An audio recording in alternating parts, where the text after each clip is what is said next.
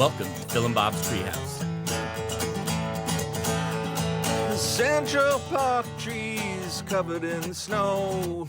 Over the Hudson, the sunset glow. The smell of halal and jasmine rice. A creep on the corner, don't look so nice. Now he's pooping, why I don't know. Life's full of mysteries, now it's time for the show.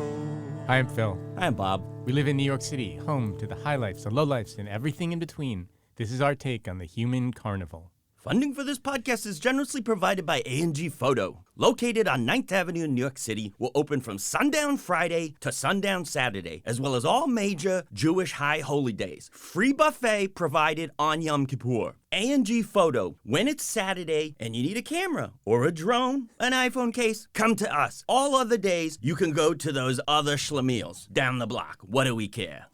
Interesting. That was kind of a Jackie Mason-ish kind of read. We've become known in the podcast community as the broadcasters that will do ads in whatever voice you want us to do it in. As long as it's not offensive, meaning that we'll adopt the voice that the sponsor uses himself and wants to convey through the ad. This guy, his name is Moishe Matt Abramovitz, and he owns A&G Photo. He's, I guess, what you'd call a lapsed Orthodox Jew. Do you want to just, 2 seconds, we can bring up B&H. If you don't live here in New York, maybe the reference would be confusing. So what's B&H and what is A&G? Okay, so B&H Photo is an institution, I think we can say, in New York City.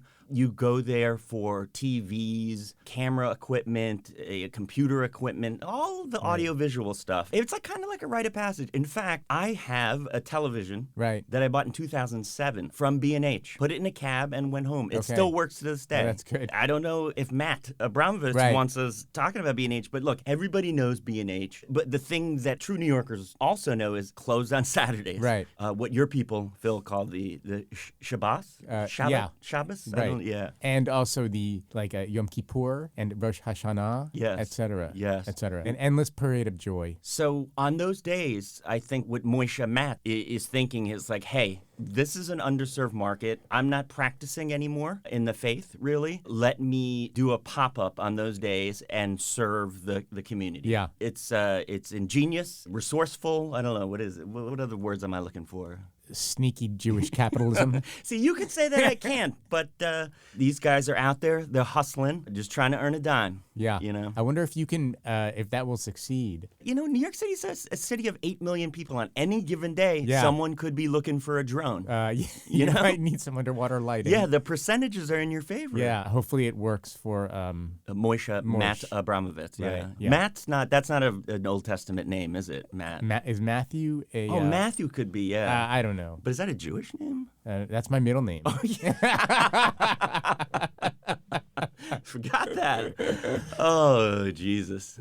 Yeah. All right. Well, good ad. Good to know that we have another ethnic sponsor. Do you have anything else you want to say about A&G? Not really. I'm very much not a technology person. Mm-hmm. So I've been to B&H once. Just when I wanted to get a dictaphone for some reason. Was that when you were writing your manifesto?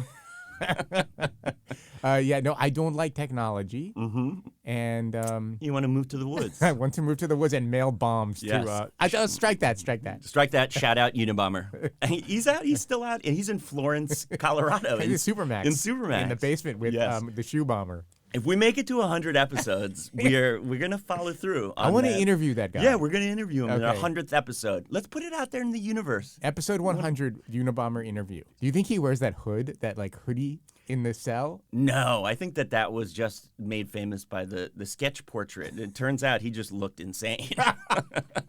No, but he had a hoodie. All the sketches had him with a hoodie and... I know. It was clearly he was wearing the hoodie and sunglasses so he wouldn't be noticed when he was dropping the bomb off.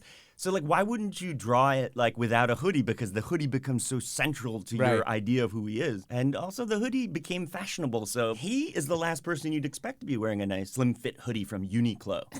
All right, good. What are we working on this week? You know, it's funny because B&H, you could call them a big fish in a little pond in that, you know, the world of audiovisual equipment is Right. kind of small. Yeah. And in New York City in particular, they are the big fish. And it sort of reminded me because the other day you were going on about this restaurant tour that you Yeah. kind of knew. Yeah. Like, maybe you want to share that. We know a gentleman, and the family has 4 restaurants. In that. Right. uh, It's sort of summer resort-y yeah. area. Okay. All right, we'll And leave they- it at that. And I think they're considered kind of like a big fish little pond. Mm-hmm. And so I was thinking this summer about a life choice and whether you would choose to be big fish little pond, and you know, would that be preferable? I didn't really come to any major conclusions, although we came up with the idea of a big fish little pond quadrant to break the whole thing down. What's the quadrant? Yeah, I guess I'll lay it down. Okay. If you look at this big fish, little pond Right. concept, you can create a 2-axis graph. On the x-axis, you would be measuring the size of the pond. Yeah. So to the left would Right. be a small pond, and to the right is a big pond. Yeah. Right. And on the y-axis, the vertical axis, you would go from the bottom, the small fish, Right. to the top, the big fish. Right. So y-axis, up, down, is the size of the fish, and the x-axis, left, right, is the size of the pond. So in the top right-hand quadrant, we'll call that quadrant 1, that would be a big fish in a big pond. Right. And then going counterclockwise, quadrant 2, the top left corner, you'd have a big fish in a small pond. Right. Moving down to the bottom left corner, there would be the small fish, small pond. Right. And then finally to the bottom right corner, that would be the small fish in a big pond. Right. So I know that's confusing. Yeah. Maybe our listeners, you might want to just get some graph paper and a ruler and mark it down Right. to follow this conversation. But essentially, there's 4 permutations Right. here, right? Yep. So, and you were saying that you were wondering if you'd want to be a big fish in a small pond. I don't know. It might be like I don't know. It might be sort of telling about your personality. But I found myself kind of envying this guy's role as this sort of family role as like the big fish in the little pond. They're kind of like well known and very busy and like respected in like a 20-mile radius. So, and I feel like that lifestyle would be. I think it would be kind of enjoyable. I think you're onto something. I think big fish, small pond, that's the way to live life. Because coming Yeah. from an immigrant family, Right. when I look at old American movies, you know, you see like To Kill a Mockingbird. Right. That guy had the best life. Gregory Peck, small town lawyer. Yep. Yeah. He was living a good life. And it was like a small town. He knew everybody. Right. And he was the big, respected, handsome lawyer. Right. I think that's good. I mean, if you're like a bank president, Yeah. in Des Moines, That's the Atticus Finch model, right? Yeah, You're like right. the respected small town banker. Right. You know, I guess there's more sense of community. You know your neighbors, Right. right? Yeah. Whereas in New York City, like you could be the big fish in a big pond and you still have very little interaction. Like you wouldn't know your neighbors. In fact, you would consciously avoid them. What's a small fish in a small pond example? A small fish in a small pond, I guess, and I don't mean to offend any of our listeners. Yeah. Maybe that would be, you know, someone small town, Right. hasn't really found his stride yet after college, living in his mom's basement. that's Right? a small fish, right? That's a small fish in a small pond, right? Yeah. He's working on himself and he's trying to live his best life, but right now you can't deny he's a small fish in a small pond. That's like a loner. Are we talking? I guess we're talking about material success or happiness or the extent of social interaction. Well, that's I don't know. I mean, I think there's material success, and then there's B, happiness. That's a community thing. Yeah. Like when you walk down the street in a small area, but you're a big deal. Yeah. You're kind of like it's like that. Was it a cartoon or people are like, "Hello, sir," like. I'm not familiar. They with know that. who you are. Yeah, you know? yeah. If Danny Meyer walks down the street in New York City, no one gives a I shit. don't. I would not know what he looks like. Okay. You know. Restaurateurs, you know their names, but you don't know Right. what they look I like. mean, Except for that guy Mario Batali. I've seen him walking through Washington Square Park because he wears like neon Crocs. Right. And he's also fat. Yeah. Sorry, overweight. I don't know, morbidly obese. Yeah. And he's got like a red beard, right? I mean, if you want to be noticed, you should wear the outfit. Like Yeah. this caricature of the like if you're a banker, you should wear that like thing from the Monopoly board. Yeah. You know, the monocle. And chefs should wear the toque. That's the name of the cap. just walking around. Yes, and Yeah. the white thing. Right. And they should, as they're walking behind people, they should be like, behind. Shout out The Bear on Hulu. Corner. Yeah, Small Fish, Small Pond is, I guess, a guy or a gal who hasn't found really their stride in life yet and is competing or living in a smaller, environment. I think it's kind of a wash, though, because it's all about, like, perspective. Because when I remember in college, I didn't realize that there were people who were famous who were teachers. Yeah. Like I got there and I was like, my first college class Yeah. was like literally like a world famous like African American like historian. Everybody's like, there's the class taught by so and so, right? That like 400 people go to, But then after college, you enter the rest of the world, the real world. Some would say, and no one's heard of these people. Yeah, they're like gods in college. Yeah. But then you realize they're just like college professor famous, right? Right. So I mean, is that a big fish, big pond, little pond? Like a famous college professor? I think that might be a big fish, little pond, even if it's like a respected college. Yeah, because it's big fish in a little pond because a university, right? Ivory Tower, so it's like it's not really a big pond. It's just this small academic community, and then also within a niche like 20th century American historians, right? Like it's a very small pond, and you could be a big fish. That's also the thing. Like it's win a Nobel Prize and then you're a big fish in a big pond. Okay, talk to me then. I mean, that's also like, I hate to say it, but it's like it's a sort of statement on like the substance of what you're doing versus not even the perceptions of the people around you, because like who reads Shakespeare in reality? You know what I'm saying? Like, other than 8th grade students who are forced to read Twelfth Night. Yes. Or college students.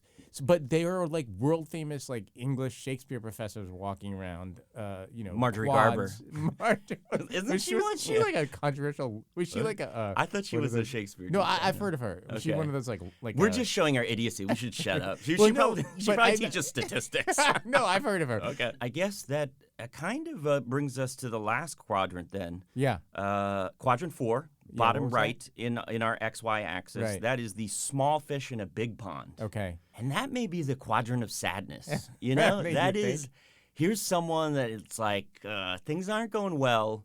Yeah. And you're in a big pond, so you're just like you're a little cog in a very big machine. Right. Could you think of an example of like a sort of like an actor? That is an actor who's maybe he's been an extra in a couple things, got to say a line here or there, but he's swimming in a big pond, and he's looking up, and there's Brad Pitt getting every goddamn role. The first rule of Fight Club is you do not talk about Fight Club. Stand clear of the closing doors, please. Before we get to traffic, one last bit about this quadrant analysis, which I think is fascinating and shall be taught in colleges by star professors for decades to come. I think the best model to pursue is big fish, small pond. Right. I think that just leads to just general happiness. It's like it creates a structure for you to really be happy. Right. I think there's room for sort of moral agency because you could be a big fish in a small pond and be an asshole. Right? That's like, the Friday Night Lights. You could be the head coach of the football team and everybody makes a big deal about it. Right. And you become a god and you're mean and et Well, I mean, cetera. maybe in that situation, you may get so much adulation that you might just turn into a schmuck. Yeah. Do you know what I'm saying? Exactly. Like that being actually in that role might warp your personality. Well, to keep with the football analogy, then I would say, big fish, small pond, you want to be like Coach from the TV series Friday Night Lights, not the coach played by Jon Voight, the bad guy in the movie Friday Night Lights. Right. Yes. Right. Him bad. Right. Coach Taylor, I think it was from the TV series. Yeah. Good. Right. He was a big fish in a small pond, but he was a good person. Right. I agree. And then leave it to our listeners to decide what would be sadder, being a small fish in a small pond or a small fish in a big pond. Yeah. Yeah. I guess the latter you can hide, and so your failures, to the extent that you've tried and failed at something, you're just yet another person who came to LA to be an actor, and now you're giving handies in the parking lot or something. Oh, wait. The thing that I actually mentioned the other day that I did kind of want to talk about cars, because I drove, my child had a soccer game up in Randall's Island, which, again, if you're not from New York, it's a little island full of fields where people play soccer and stuff. And also psychiatric hospital. You know what it is in New York? So it's basically you have to take a bridge. It's actually it's very nice. They have a nice track and a little stadium and a lot of fields to play stuff. And people go there to ride their bikes around the paths and everything. But it just happens to be where like New York puts their junk that they don't want anywhere else, like waste facilities and like homes for like rehab places for like pederasts and stuff. Driving there is a fucking nightmare. Like the FDR Drive is just bumper to bumper. 3rd Avenue, there's just steam pipes. You have to go dodge and bikes and people turning and just people don't pay attention to the light. It makes you insane. I don't drive too much in the city. However, you'd have a car here that you try to park sometimes. I do have a car. Yeah. But you're interested in the alternate side of the street parking issue, which is a lot of people have that to deal with, but you have a certain take on it, I believe. Yeah. So, I suspended my garage membership during the pandemic. And then when it came back, I was like, I guess I'll sign up again. But every time I was about to do that, I'd like pull up to my apartment and there was always a parking spot. Right. And to this day, which may be a random day you don't know because this is an evergreen podcast. Right. I may be talking about the monkeypox pandemic or the COVID one that happened a while back. Yeah. Or whatever, but there's always parking. New York is interesting because we have this thing called alternate side of the street parking, and it's really odd. But basically, it's a sign that says there's no parking on this side of the street from like a Monday, Wednesday, and Friday, and then the other side is no parking Tuesday, Thursday, and Saturday. So that this giant machine, which is I think specific only to New York City, it's like a big truck that they put like spinning brushes on, right? That's what really it is. It comes through and it just blows all of the shit and detritus of New York City. It just blows it up into the air. And arguably, I guess maybe they also spray some sort of like chlorine-based chemical onto the street while they're doing this. Yeah. I don't know what that accomplishes, but that is quote-unquote cleaning. That is the street cleaning that goes on. And they need you not to have the cars there so they can just like roll this giant truck down the street. That is literally the most idiotic, I think, aspect of life here. That machine. It's silly, but kind of lovable because it's been here so long. But, for before the internet, you'd always hear on the radio, the 10-10 wins, alternate side rule, alternate side of the street parking rules are in effect, blah, blah, blah. And calling back to the lovely Jewish holidays, that is why for alternate side parkers, the Jewish holidays, the random ones, are the best because the city always shuts down alternate side for holidays. And it's like alternate side canceled the entire week for Sukkot, which is a Jewish holiday. It is, Nobody really knows about that one, but I know it because they cancel alternate side. You don't have to move your car. Anyway, I digress. What I think is funny is near me, the sign says no parking Monday, Wednesday, Friday, midnight to 3 a.m. Yeah.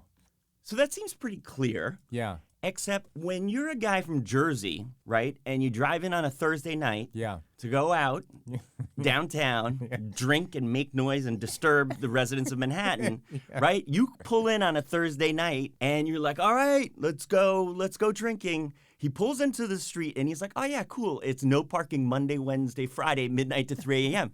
Parks his car on a Thursday night. Comes back to his car at 4 a.m. He's like, what the fuck? I got a ticket.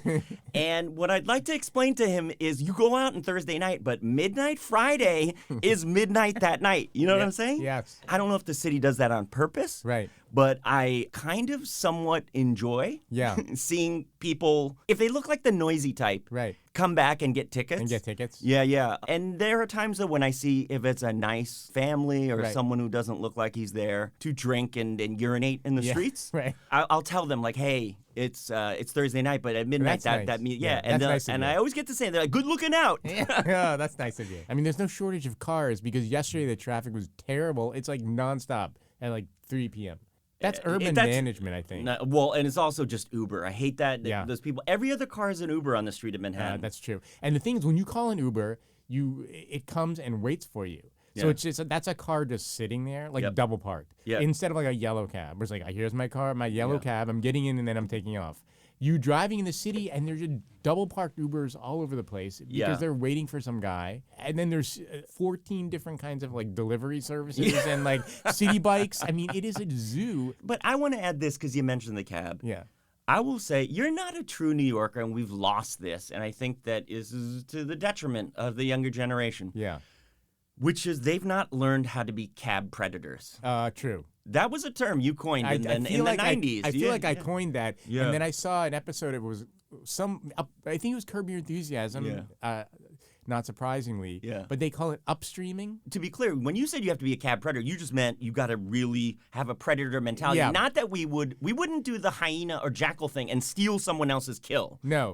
We kill what we catch. Well, all it is you see someone, hailing a cab, and you just make sure you can put yourself in the position, the best position. to beat them out. To Yes, that but not taxi. to steal their cab. No, like you maybe have go to- around the corner that Yeah. the cabs are more Right. likely to come from. Right. It's a complex algorithm that we just work out in your Right. head. But yeah, you're not a true New Yorker unless I really think it's 4 a.m. on New Year's Day. Yeah. And you've gone out for the night Right. and you're looking for a cab in negative 40-degree weather. Right. That is my memory of looking for cabs in yeah. New York City. Yeah. Before there was Ubers and stuff. and stuff. Like Yeah. that. All So right, anyway, good. that's alternate side of the street parking for me. Just to close that off, they lost their game Oh, who lost? Oh, it all started when in Randall's Island. yes, Joaquin's soccer game. Terrible. But anyway, but that's bad news. Good news though. Let me just you want to open a cooking corner for 1 second? Yeah, absolutely. Yeah, We've yeah. got plenty of time. There's good news in the cooking front Yeah. at home. I was gonna call this segment the unappreciated cook, because I would be sitting there making all this stuff at home and no one would eat it. Yeah. Like cakes and tarts and biscuits and pies and breads and Yeah. all kinds of things like that. Good news the other day, because things were consumed, actually. Huh. One was not consumed and one was consumed. So I'll tell you which was not consumed first. It was in the dessert region of things. Really? Yeah. So I have a sort of I'm on a little whole grain kick thing now. Mm-hmm. So I made a tart, and the crust is a grain, like a oat, and what's that other thing? Rye flour. Okay. Yes. And then I filled that with it was a lot of sugar, actually. Yeah, that's what I was gonna say, because the crust could be healthy, but the tart part is gonna be a lot of sugar Well, the and thing fruit, is, right? you mix a tart with sugar and butter, and then you press it into the pan. I mean, I liked it. Who doesn't like sugar? That's the thing. I don't get it. And kids love sugar. I'm not a big giant sugar person, but it was not really eaten, to be honest with you. I had a piece, but I'm not going to sit here and eat just a whole tart by myself. Last night, however, was a success. So I made a pasta. It was in a chicken broth pasta, filled with a cheese, sort of a cheese sauce sort of thing. So when you eat the filled pasta, the cheese comes out. It explodes out. Kind of like those soup dumplings, right? Yes, exactly. In It's an Chinatown. Italian version. Yeah. Yeah. So that was a success because people ate What's it. the name of that little dumpling called? It was a tortellini. Oh, tortellini. Filled with, this is just strictly from a book, so this is not my heritage or my skill at all. Yes. So I follow the recipe like anybody else. It was filled with a fonduta. So do you serve it with the chicken broth? It's Yeah. kind of like a soup? It's like a soup kind of thing. Oh, it's like a soup dumpling. Yeah, sort of. Yeah, Ah. yeah, it's a version of that. So you've stolen again from the Chinese. Yeah. Took our goddamn noodles. Us, generally speaking, broader Asia, East Yeah. Asia. Yeah. Shout out. Yeah. And now you're gonna take the soup dumplings. It's and call not it me. your I own. follow. All I do is buy an Italian You're book a and cook it. cultural appropriation. Just kidding. Yeah. I think that's fantastic. I mean, there's so much preparation that goes I into know. a really home cooked meal. Yeah. And it is, it's kind of funny, not funny, but you could do that. And then for a family, kids, you never know. They'll be like, know. Yeah, I picky. want French fries. Chicken nuggets. The second rule of Fight Club is you do not talk about Fight Club. Do you want to talk about the thing or no? About my business idea? Yeah. What's your business? So you said you had a business idea? Oh, right. This is you weren't excited about that topic. But I wasn't. I'm excited about the topic. I'm Right. excited to talk about anything with you, but the business idea itself, I don't Right. know. I was more following you. enthusiastic about it when it occurred to me 20 years ago. Yeah. But I feel like 20 years ago, maybe there were more brick and mortar businesses around. That seemed to be more you would be walking. Well, I'm revealing my age, but you'd be walking around in New York 20 years ago and be like, hey, we need a video store here. Yeah. No one opens stuff anymore, really. I mean, I guess restaurants come and go. But my idea in general back then was I would take a couple years and drive across the country and conduct surveys in various communities, rural and urban communities. Okay, just any community. Any community, and ask them what number one top 5 businesses you would like to have in your That are neighborhood missing. That are missing. So like an Alexis de Tocqueville of commerce. Yes, Does it I'd write a drive you- manifesto about an American. Okay. Yeah. No, and as I recall, we had this conversation maybe 25 years ago. Right.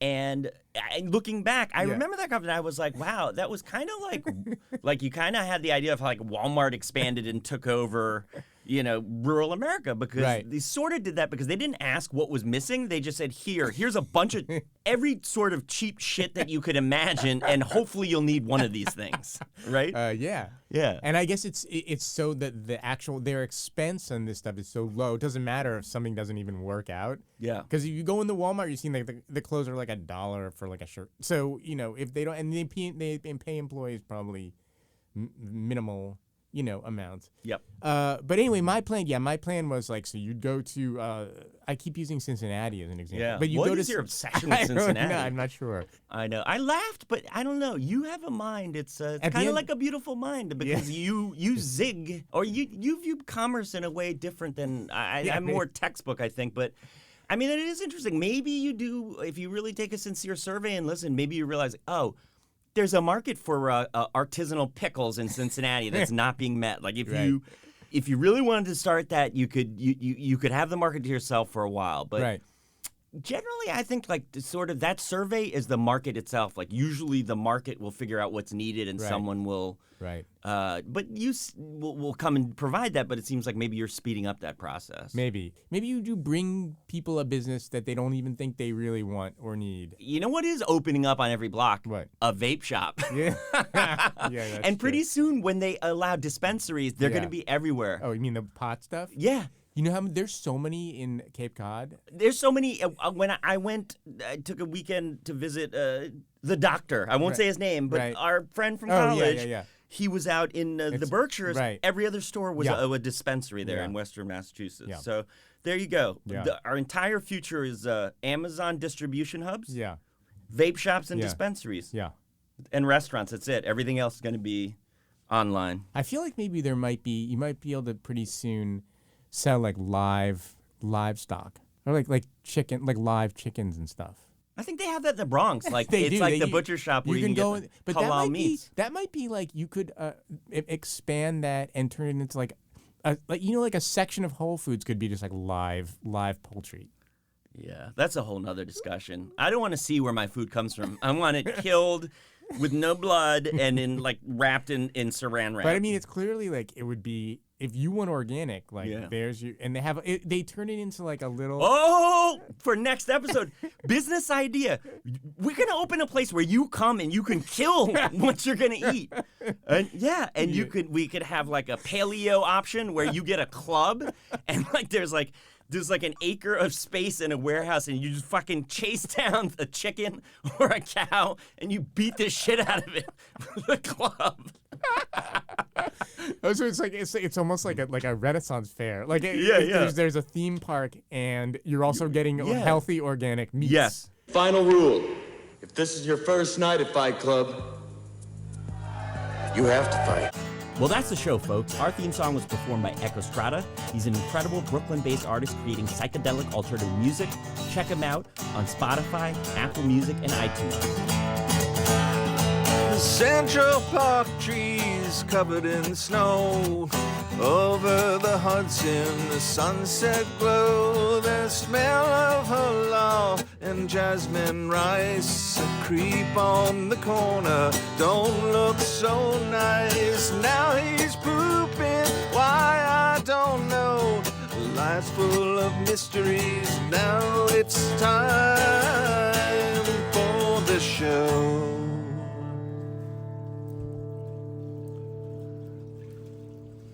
That was fucking awesome! That was all right? Yes!